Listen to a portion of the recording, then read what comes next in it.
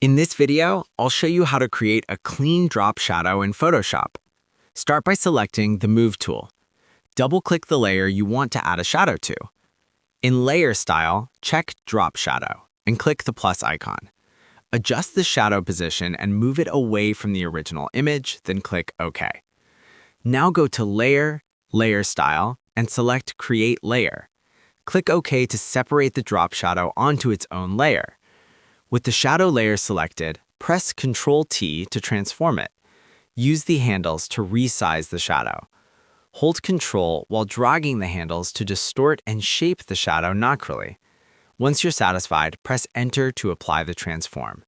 And that's it. You now have a clean, realistic drop shadow in Photoshop.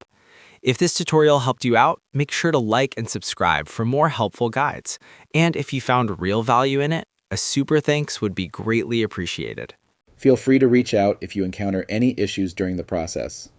If this video helps you out, please leave a like and subscribe. Comment below if you have any questions. If you need further assistance, consider hiring a professional using the link in this video below.